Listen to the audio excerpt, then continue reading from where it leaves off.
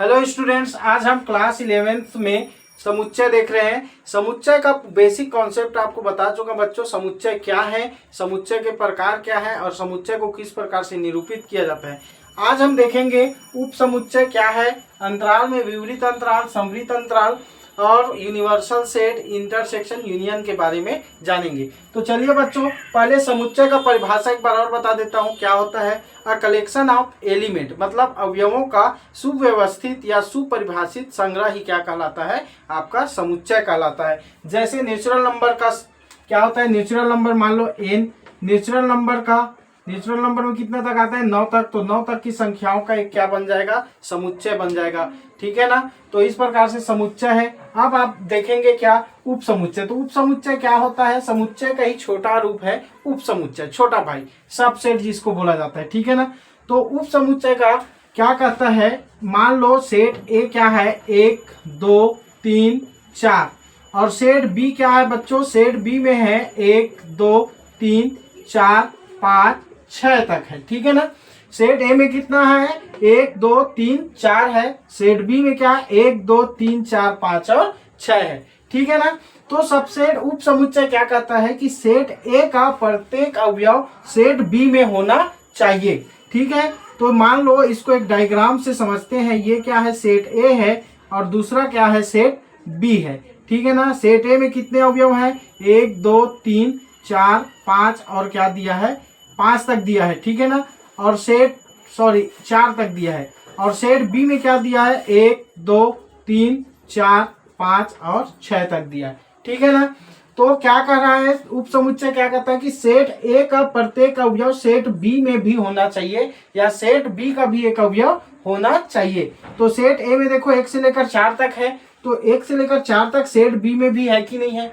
ये देखो 1 से लेकर 4 है तो इसमें 1 से लेकर 6 तक है, लेकिन ये 4 तक की वैल्यू सेट बी में भी है कि नहीं। तो यही बोलना चाह रहा है कि सेट ए का प्रत्येक अवयव सेट बी में भी होना चाहिए। तब हम कहेंगे ए जो है सबसेट होगा किसका, बी का। ठीक है ना। ये सबसेट को इस तरीके से निरूपित किया जाता है, ए सबसेट बी। इससे डायरेक्ट क्वेश्चन बनता है बच्चों कि ए सबसेट बी है कि नहीं। तो आपको दिया रहेगा सेट ए और सेट बी, आपको बताना है कि सेट ए का जो प्रत्येक अवयव है सेट बी का भी एक अवयव होना चाहिए। तब हम बोलेंगे ए सबसेट है बी का, अन्यथा ए डज नॉट सबसेट बी हो जाएगा। ठीक है ना। तो चलिए ये सबसेट हो गया। अब देखते हैं अंतराल के बारे में। तो अंतराल का मतलब क्या है बच्चों, इसमें 2 प्रकार का अंतराल होता है। एक होता है विवरित अंतराल जिसको ओपन इंटरवल कहते हैं, और दूसरा होता है समवृत्त अंतराल जिसको बोला जाता है क्लोज्ड इंटरवल। तो आइए बारी बारी से इसको समझते हैं। क्या होता है ओपन इंटरवल। ओपन इंटरवल को बच्चों ये छोटा ब्रैकेट से रिप्रेजेंट किया जाता है। ये है छोटा ब्रैकेट। ठीक है। इसका मतलब ये कहता है कि कोई भी वैल्यू हो वो वैल्यू को छोड़ के, तो जैसे इसको समझते हैं पहले, ये मान लो 5 है और ये है 9 है। ठीक है ना बच्चों। अब इसको मैं रिप्रेजेंट करता हूं, ये है 5 is less then x is less then 9। इसका तात्पर्य ये है बच्चों, x के वैल्यू जो है ना तो 5 है और ना तो 9 है। ठीक है ना। तो क्या है, तो इसके बीच की वैल्यू जो आएगा वो 6 7 8, ये कुछ भी वैल्यू इसके बीच के आ सकता है x का मान। ये 5 नहीं आ सकता क्योंकि x का मान क्या बोला है, 5 से बड़ा और 9 से क्या होना चाहिए, छोटा बोला है। ठीक है ना। इसका बहुत इंपॉर्टेंट बच्चों, ये लेस देन और ग्रेटर देन मतलब क्या होता है, लेस देन इक्वल टू क्या होता है, ग्रेटर देन इक्वल टू क्या होता है, इसके बारे में समझेंगे। ठीक है ना। तो यहाँ पे ये बोलने का अर्थ ये है कि x का मान ना तो 5 है और ना तो 9 है। ठीक है ना। तो इसको इस रूप में ऐसा रिप्रेजेंट किया जाता है, 5 और 9, मतलब x का मान ना तो 5 है और ना ही 9 है, तो क्या है, उसके बीच की वैल्यू होता है। ठीक है। उसी को बोला जाता है क्या, विवरित अंतराल ओपन इंटरवल। ठीक है ना। जिसको किससे अगर इस रूप में हम दर्शाएं तो 5 is less then x is less then 9, या इसी को ग्रेटर देन भी कर देते तब भी चलता। ठीक है ना। ग्रेटर देन करते तो ग्रेटर देन में भी यही ओपन इंटरवल को बताता है। देखो ये लेस देन, ठीक है ना, और ऐसा अगर कर देता 9 is greater than x is greater than ये 5 हो जाता, तो थोड़ा सा ये चेंज हो जाता। x का वैल्यू 5 से बड़ा और 9 से क्या होता, छोटा। ठीक है ना। तब भी यही वैल्यू को हम बताते कि इनके बीच की वैल्यू क्या था, 6, 7, 8 ही आ सकता है, ठीक है ना। तो ओपन इंटरवल को रिप्रेजेंट किया जाता है इस तरीके से। तो x की वैल्यू ना तो 5 है ना तो 9 है, ठीक है बच्चों। अब आता है क्लोज्ड इंटरवल। क्या होता है क्लोज्ड इंटरवल का मतलब होता है, चलो मान लो इसी नंबर को लेते हैं 5 और क्या 9, 5 और 9, ठीक है ना। तो ये है 5, तो ये ऐसा बोल सकते हैं इसको बिलोंग टू, क्या बोल सकते हैं, ये 5 और ये 9, मतलब बड़ा ब्रैकेट में इसको रिप्रेजेंट किया जाता है। इसका मतलब ये है बच्चों की क्या है, ये 5 is less than equal to x is less than equal to क्या 9। इसका मतलब ये है कि x का जो मान है वो क्या होगा 5 के बराबर भी होगा, ठीक है ना, और क्या होगा 5 से छोटा या 5 के बराबर, और 9 से छोटा या 9 के बराबर, ठीक है ना। मतलब कहने का तात्पर्य ये है कि ये x का मान जो होगा 5 भी हो सकता है 9 भी हो सकता है, ठीक है ना। ये फिक्स है, ये 5 भी हो सकता है 9 भी हो सकता है, और इसके बीच की वैल्यू भी हो सकता है, ठीक है ना। ये बीच की वैल्यू भी हो सकती है, ठीक है ना। इसमें लेस देन इक्वल टू जहां पे लगा, मतलब ये बोल रहा है 5 के बराबर और 9 के बराबर, उससे छोटा या उसके बराबर। तो दोनों बात कहा जा रहा है कि इससे छोटा भी वैल्यू आ सकता है और इसके बराबर भी वैल्यू आ सकता है, मतलब 9 भी आ सकता है 5 भी आ सकता है और इसके बीच की वैल्यू भी आ सकता है, ठीक है ना। तो ये होता है क्लोज्ड इंटरवल। इसको इस रूप में भी रिप्रेजेंट किया जाता है, इसका मतलब यही होता है, ठीक है ना। ये क्लोज्ड इंटरवल मतलब ये चीज को बताएगा, ओपन इंटरवल मतलब ये चीज को बताएगा। ओपन इंटरवल को छोटा ब्रैकेट से दर्शाते हैं और क्लोज्ड इंटरवल को ये बंधा हुआ बड़ा ब्रैकेट से इसको क्या करते हैं रिप्रेजेंट किया जाता है। तो ये है बच्चों ओपन इंटरवल और क्लोज्ड इंटरवल। अब आते हैं बच्चों हम यूनिवर्सल सेट, जिसको बोला जाता है सार्वत्रिक समुच्चय, उसके बारे में समझेंगे। क्या होता है सार्वत्रिक समुच्चय, ठीक है, क्या है सार्वत्रिक समुच्चय उसको देखते हैं, ठीक है। तो सार्वत्रिक समुच्चय में क्या आ जाएगा आपका सार्वत्रिक समुच्चय।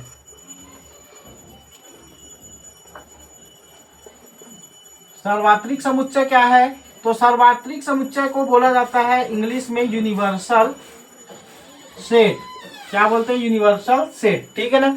यूनिवर्सल सेट का मतलब होता है बच्चों, नाम से यूनिवर्सल मतलब बड़ा, ठीक है, सेटों का सेट बड़ा सेट, ठीक है। इसको रिप्रेजेंट किया जाता है किससे, यूनिवर्सल सेट से, यू से।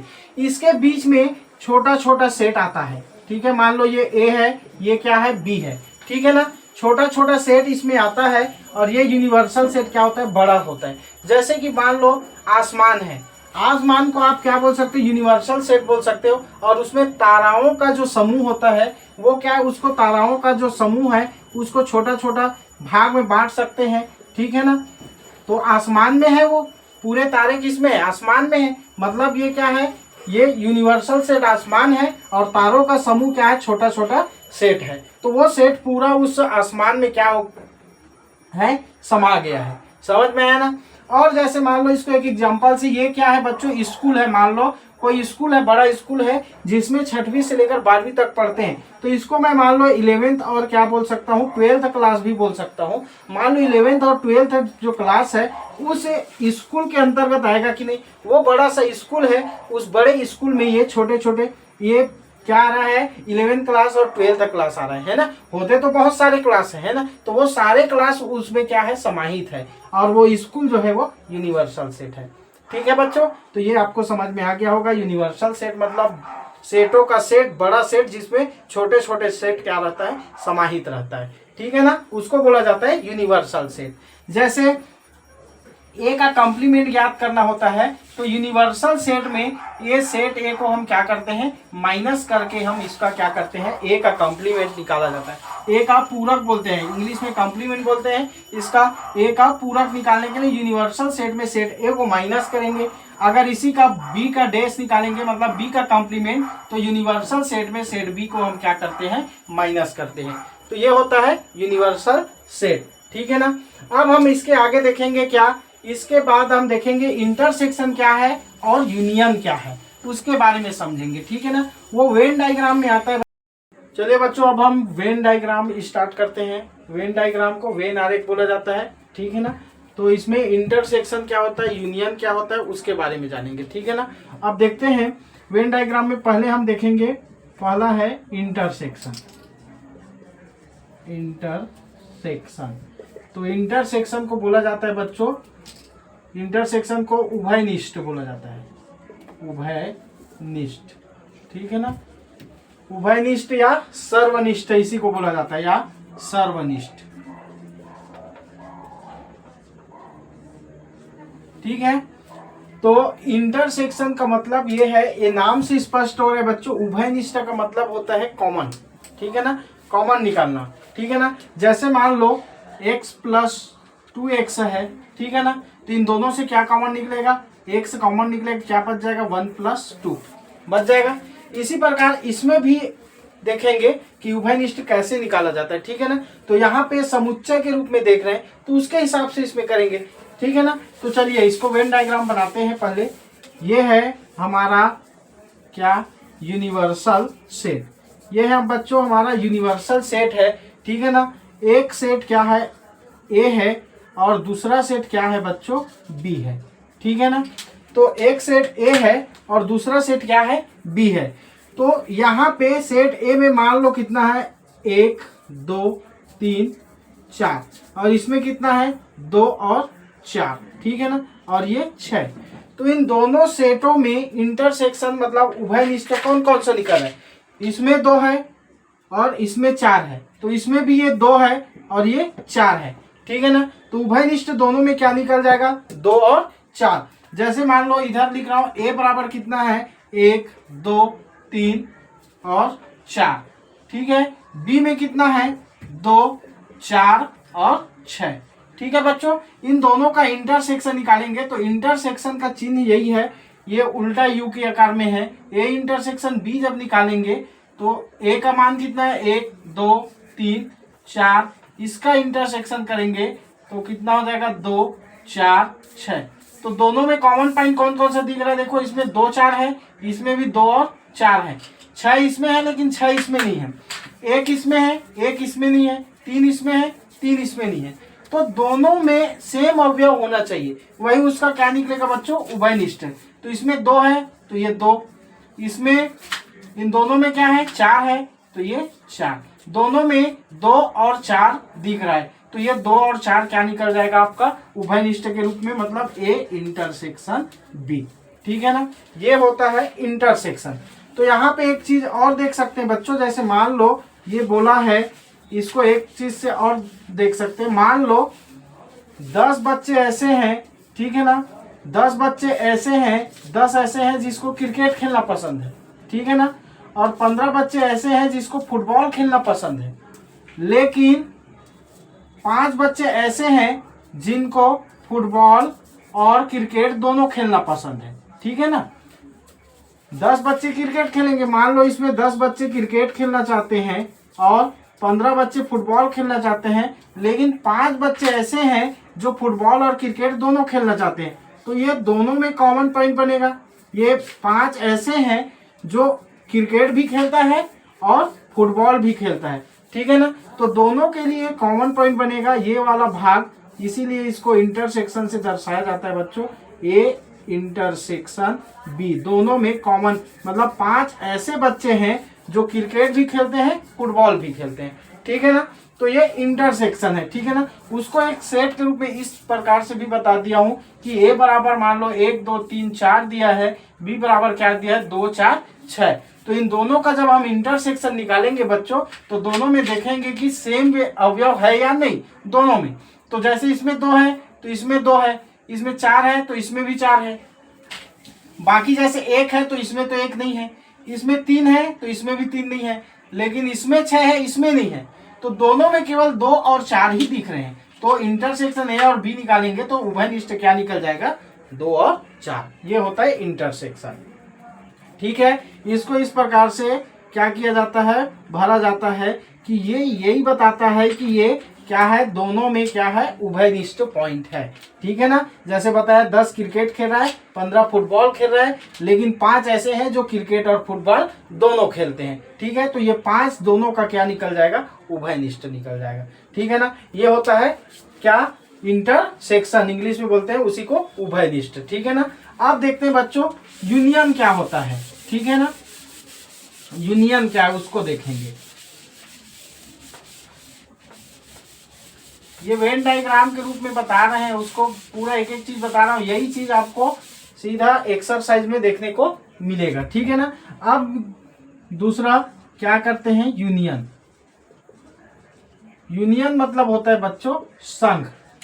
अब संघ का मतलब क्या है, यूनियन किसी भी चीज का यूनिटी जो बनता है, ठीक है ना, और इसी को सम्मिलन भी बोलते हैं, ठीक है ना, सम्मिलन, ठीक है। संघ और सम्मिलन मतलब सम्मिलन का मतलब सभी क्या हो जाना, एक साथ मिल जाना, ठीक है, इकट्ठा हो जाना, वही है आपका क्या, यूनियन। किसी चीज का यूनियन बनता है, आपके स्कूल में ही क्या होता है, यूनियन बनता है कि सभी बच्चों में से एक साला नायक चुनते हैं, ठीक है ना, अध्यक्ष चुनते हैं, उपाध्यक्ष चुनते हैं, कक्षा नायक, कक्षा नायिका, तो वो सभी क्या है, एक यूनियन मिलकर एक अपने को क्या करना रहता है, चुनना रहता है, ठीक है ना। तो वही है यहाँ पे यूनियन मतलब मिलना, सम्मिलन मतलब सब मिल जाना, ठीक है ना। तो इसको वेन डायग्राम के रूप में हम देखेंगे तो ये है हमारा यूनिवर्सल सेट है, ठीक है ना, ये यूनिवर्सल सेट है, इसमें ये सेट ए है और दूसरा सेट क्या है, ये बी है, ठीक है बच्चों। ए में मान लो 1 2 3 4 5 6 तक की वैल्यू है, अवयव है, और इसमें कितना है, मान लो 2 5 7 8 9 इतना दिया हुआ है, ठीक है ना। सेट ए में 1 2 3 4 5 6 है और सेट बी में क्या दिया है, 2 5 7 8 9। तो यूनियन और संघ का मतलब क्या होता है बच्चों, ये सभी एक साथ क्या हो जाएंगे, मिल जाएंगे, ठीक है ना। इसको रिप्रेजेंट यूनियन को किससे करते हैं, उल्टा यू से, ठीक है ना। अब यूनिवर्सल सेट को देखो, ये यू बनाते हैं ऐसा, लेकिन यूनियन को क्या करते हैं, केवल उल्टा यू की तरह बनाते हैं। मतलब सेट ए में मान लो कितना दिया हुआ है, कितना दिया, 1 2 3 4 5 और क्या 6, ठीक है बच्चों। और सेट बी में क्या दिया हुआ है, 2 5 7 8 और 9 ये दिया हुआ है, ठीक है ना। इसका ए यूनियन बी हमें करना है, तो क्या हो जाएगा बच्चों, ये सारे दोनों जो सेट हैं आपस में क्या हो जाएंगे, मिल जाएंगे। कैसे, तो 1 2 3 4 5 6 इसका यूनियन कर रहे हैं, तो ऐसा यूनियन करके लिखेंगे, पहले दर्शाएंगे 2 5 7 8 और ये हो जाएगा कितना, 9। तो इन दोनों का ए यूनियन बी निकालेंगे बच्चों, तो क्या हो जाएगा, ये आपका इसमें 1 है तो ये 1, ठीक है, 2 है ये 2, इसको भी ये 2 बार आ रहा है तो एक ही बार लिख सकते हैं, चाहे तो दोनों को लिख सकते हैं, ठीक है ना, दोनों को क्योंकि मिला के लिखना है। 3 है, 4 है, 5 है, फिर इसमें 5 है, फिर 6 है, फिर क्या है, फिर है ये 6 और इधर क्या है, 7 है, 8 है और क्या है, 9 है, ठीक है ना। सभी को मिला के हम क्या कर देंगे, लिख देंगे। चाहे तो बच्चों यहाँ से 2 बार आ रहा है तो एक बार लिख सकते हैं, 5 2 बार आ रहा है तो केवल एक ही बार लिख सकते हैं, जरूरी नहीं है दोनों को हमें यहाँ पे लिखना, ठीक है। तो इस प्रकार से ये हो गया यूनियन। यूनियन का मतलब मिल जाना, ठीक है ना, सेट ए और सेट बी, ठीक है, या सेट सी तीसरा भी लोगे, वो सभी क्या हो जाएंगे, अगर यूनियन निकालेंगे वो सभी को एक साथ मिला के हम क्या कर लेते हैं, लिख लेते हैं, ठीक है ना। तो ये हुआ हमारा क्या, यूनियन, जिसको संघ बोलते हैं या सम्मिलन बोलते हैं, ठीक है ना। अब आगे देखेंगे हम वेन डायग्राम में तीसरा a माइनस बी और b माइनस ए क्या होता है, a माइनस बी और b माइनस ए, ठीक है ना। अब निकालेंगे क्या, a माइनस बी कैसे निकाला जाता है, a माइनस बी। तो देखो बच्चों यहाँ पे ये यूनिवर्सल सेट है, यूनिवर्सल सेट में ये सेट a है और दूसरा सेट क्या है, b है, ठीक है ना। a माइनस बी का मतलब ये है बच्चों, जो अवयव a में है वो b में नहीं है, ठीक है ना। ये सेट a है और ये सेट b है, ध्यान से देखना इसको, 1 2 3 4 और ये 5 तक के अवयव है, ठीक है ना। और ये 6 ले लेते हैं, इसमें मान लो कितना है, 2 है, 4 है और कितना है, 2 और 4 को लेते हैं, ठीक है ना। अब इसका हमें a और b निकालना है, मतलब a बराबर दिया है 1 2 3 4 5 और 6 और b बराबर क्या दिया है बच्चों, ये 2 और 4। जब इसका a माइनस बी हम निकालेंगे, इसका मतलब ये है कि 1 2 3 4 5 6 इसका माइनस करेंगे 2 और 4 का, ठीक है ना। तो इसमें से दिख रहा है 2 और 4, तो ये पूरे गायब हो जाएंगे और सेट ए का जितने भी अवयव बचेंगे उसी को बस क्या करेंगे, लिखेंगे। तो क्या क्या बचा, 1, 3, 5 और 6। तो ये है ए माइनस बी, मतलब जो ए में है वो बी नहीं है।